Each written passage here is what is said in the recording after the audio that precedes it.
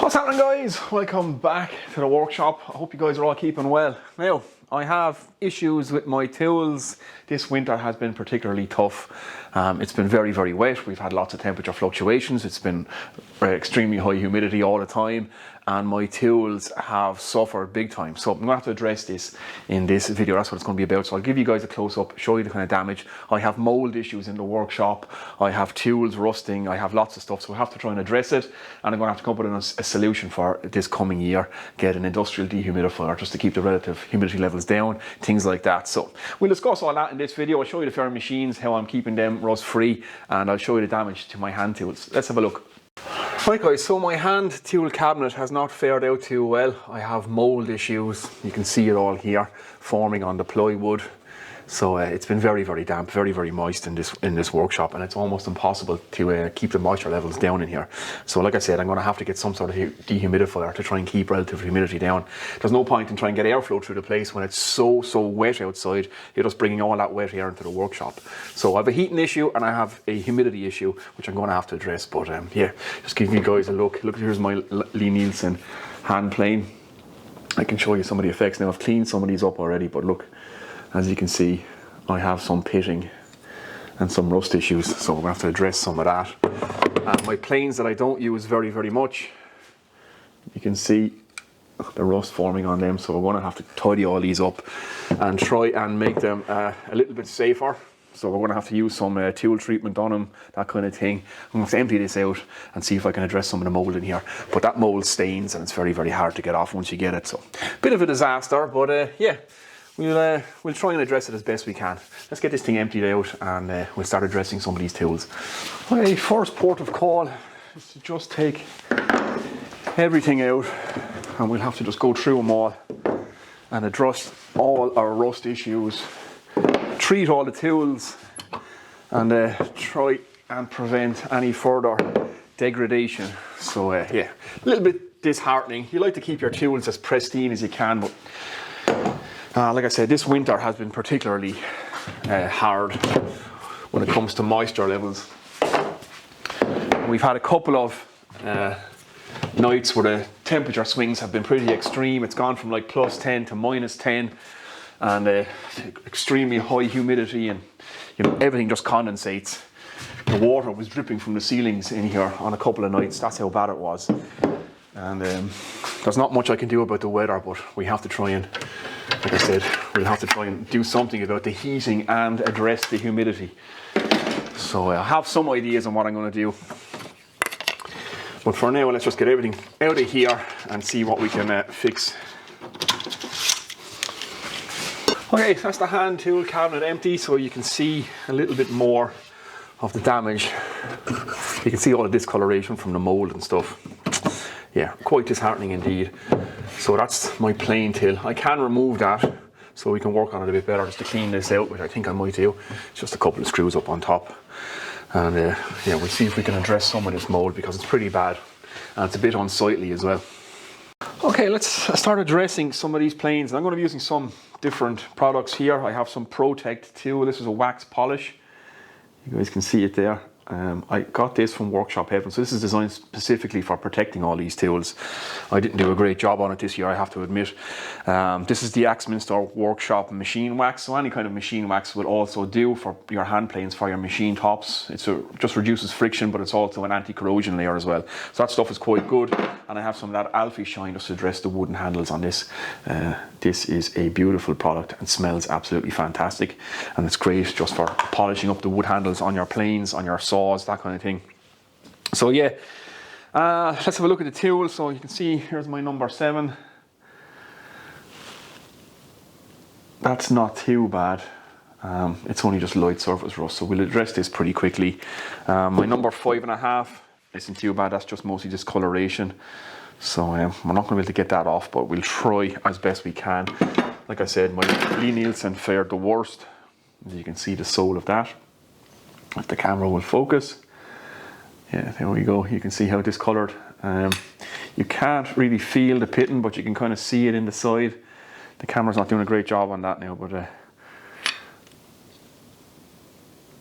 Hopefully you guys can see it. There's some pitting and stuff there. So yeah, we're going to address all these now. I'll show you the products I use to do this and how I do it. Here's my number 5. So you can see, there's the sole of that, so you can see all the marks on it. It's quite disheartening indeed. And my older planes that I never use, so they're slightly worse, like I've showed you already. So anyway, let's crack on. Let's try and just address these hand planes. We'll start with the number 7.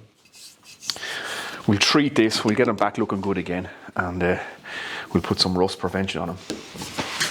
Okay, let's start with this number 7. So we'll just take it apart. Now, one of the most important things you can do for any of your tools or your machines is to dust them off before you put them away.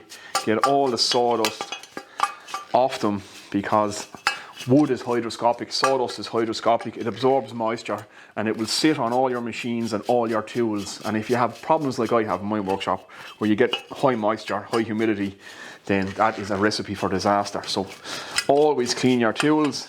I know I don't always do it, I should really take my own advice, but yeah, definitely clean all sawdust and everything off your machines, off your tools, if you have a high humidity workshop.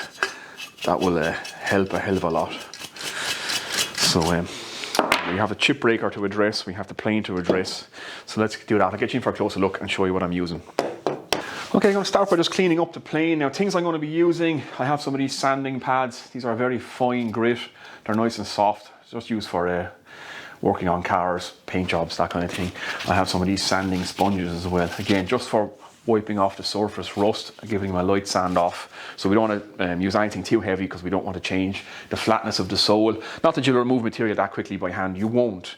But if you keep doing this every year, eventually you're going to change the shape of your plane over time. So we don't want to do that. We don't want to remove too much material. We just want to give a light rub on that surface rust. So any kind of multi-purpose lubricant or degreaser works quite well. Just want to give the plane a quick clean off. Sometimes a quick rub with a cloth or a shop towel can do a lot of the work for you. As you can see, some of that rust is already wiping off. It's just surface rust. Some of it is a little bit deeper, so a little bit more of that stuff. Take our sanding pad,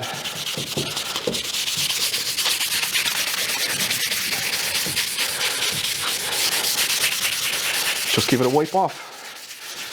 So again, this is very, very fine grit. It's very, very soft. I'm just trying to take all that surface rust off so it doesn't get any worse.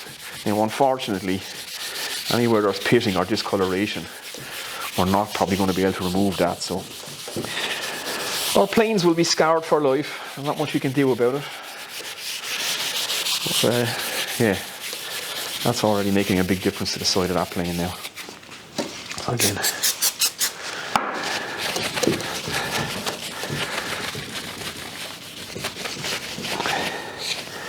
there we go.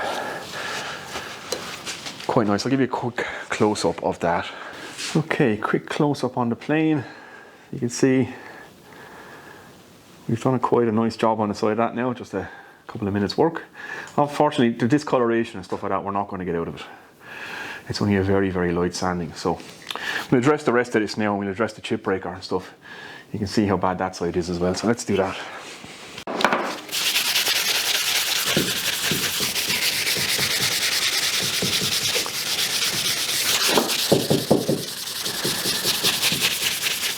Now, number 7 is coming up quite well. Surprisingly enough, for whatever reason, the sole on the number 7 actually didn't fare out too bad. So again, this is a very fine, soft sponge grit. I'm just giving it a wipe off, a very light wipe, just to try and get off that surface rust. Again, we don't want to use anything too aggressive here. We don't want to introduce any hollow spots or anything into the sole of the plane. And you won't with just a light rub with a sanding sponge.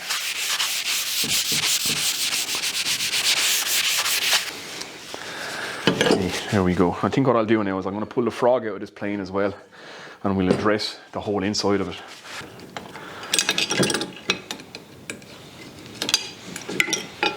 There we go.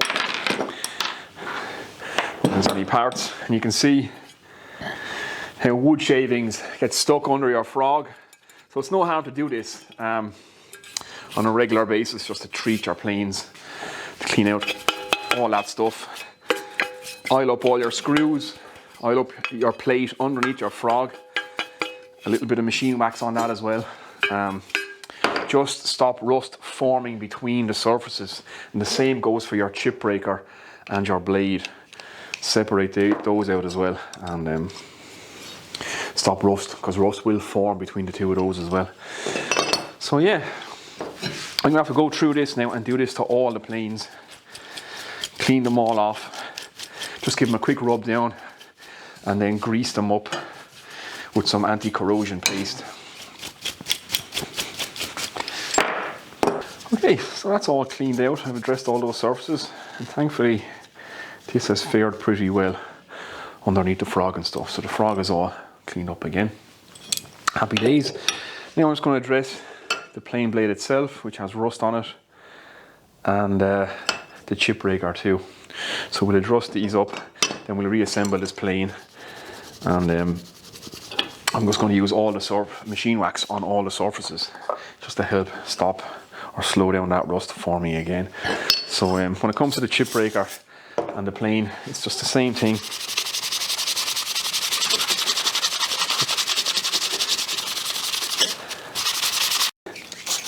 A little bit of multi-purpose lubricant, acts as a cleaner, and it has anti-corrosion properties in that as well. And if you're not going to be using your planes for a long while, if you're going away or something, it's no harm just to get some, anything at all, WD-40, any of the anti-corrosion stuff, and just spray the whole plane before you put them away.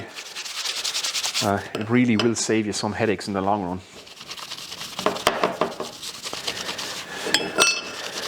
Okay, that's all the parts of the number 7 now cleaned up and rust free. So I'm just going to reassemble this now, and I'm just going to use some machine wax.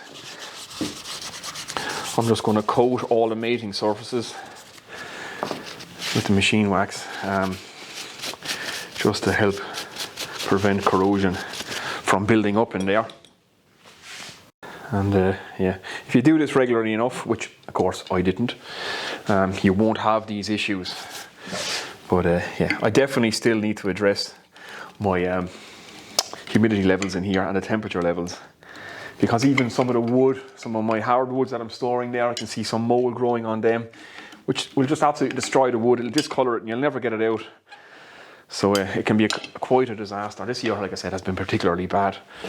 But yeah, even between the chip breaker now and my plane blade, I'm just going to coat it with this machine wax.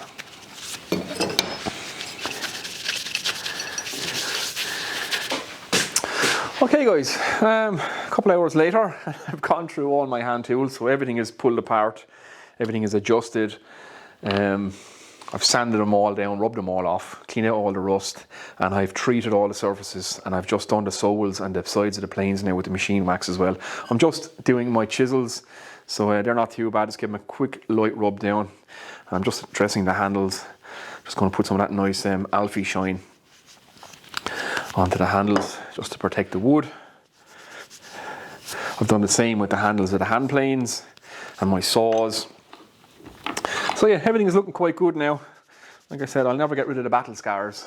They will always remain, the discoloration and stuff, but it is what it is. So yeah, onto the machines next. Like I said, the hand tools are more or less all done now. I'm just treating the wooden handles. The machines aren't too bad. I've been kind of looking after them a bit better, because they're more obvious, they're kind of more in your face there, and they're getting used a little bit more. But again, it's the same thing. I'll show you that now. So yeah, there we go. Hand tools are now done. We'll address this before we put our hand tools back in the hand tool cabinet. So very quickly, when it comes to the machines, again, it's a case of just try and keep all the sawdust off them. Now, I do keep my machines slightly good nick. I always kind of clean them after use. You still get rust. There's not much you can do about it, especially cast iron surfaces. So again, I just treat these regularly with the machine wax. This really does help stop those surfaces from rusting. You really do have to keep on top of it, because like I said, these will literally rust overnight if they get any moisture on them. You can come out in the following morning and the whole thing can be brown with rust. And luckily it's only surface rust at that point, but if you leave it any longer, it will start to pit. So the machine wax is just a case of rub it on, give it a quick buff off, do that regularly, and it's the life of the cast iron beds on all your machines. And like I said, if you can at all, keep that sawdust off them. Dust down everything, blow it all out, because wood is hygroscopic and it will draw moisture onto all your surfaces. So yeah, there we go. So it's just the same thing with the bandsaw, which are bandsaws. Pay particular attention to the area in here, because that's where all the sawdust sits. So give that a brush out and just keep your bearings from rusting. And like I said, if you have a high moisture workshop like I do, that will just wick all the moisture into it and keep it sitting on your surfaces. So it stops the underside of your cast iron tops from rusting as well. So we'll just treat this with a bit of machine wax. I do this regularly enough because it's nice and quick. It takes a few minutes. And like I said, it's the life of the machines. Keep all your bearings oiled. Dry PTFE is great for machines, for keeping bearings lubed and stuff like that, because the dry PTFE won't cause all the sawdust to stick to it. So yeah, it's a great lubricant option. So we'll keep that going for another week or so. Okay, now on to the cabinet itself. So I'm going to use some of this. This is Osmo. I don't know if you guys have ever seen this stuff before. So Osmo do like an antibacterial wood cleaner. It's for worktops and stuff like that, but it conditions the wood as well. So I'm just going to spray this down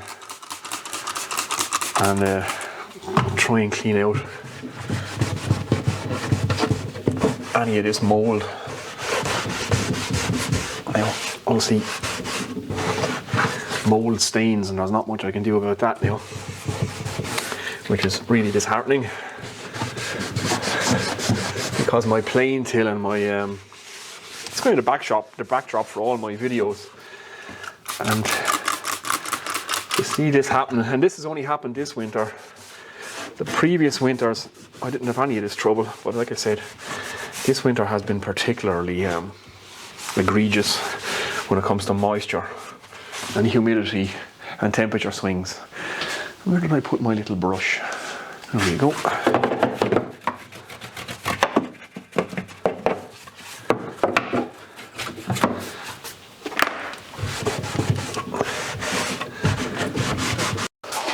Okay guys, so I've just cleaned it all out. I've actually just treated it with a bit of oil, just to help prevent it. You can still see obviously all the staining from the mold. There's not much you can do about that, but I might replace the back of this plane till. It's only a sheet of plywood at the end of the day, so that's not a big deal. I can whip that out, replace the back, treat it. I might actually spray it with some lacquer just to help protect it a bit more, because it is only an oil. But yeah, there we go. So that's all dry now, so I can start putting my tools back in. Like I said, all these now are fully cleaned, they're fully oiled, and they're fully treated, so they've all got wax on them. So that will at least help slow things down a bit. Very disheartening and very disappointing. So if any of you guys know of any good like workshop industrial dehumidifiers, be sure let me know in the comments. What do you guys do? What do you use in your shop? How do you deal with this? Are you having the same problems? I'm sure I've seen some comments on my videos that you guys are actually having similar issues. Unfortunately, I don't have an insulated temperature controlled workshop. It would be great if I could afford to build one of those at the time, but I couldn't. So it is what it is. We will have to make do as best we can. And like I said, I'm going to get a dehumidifier. I'm also looking at maybe an infrared heater, one of those diesel ones. that I can actually vent out and leave permanently in place. So yeah, that's kind of what I'm thinking at the minute. So any advice would be much appreciated. If you guys know of any good systems, because obviously this is not ideal. I don't have to be doing this every year. Okay guys, there we go. The tools are all treated and serviced now, and not too bad. Could have been a lot worse. I did kind of neglect them a bit. That's my own fault.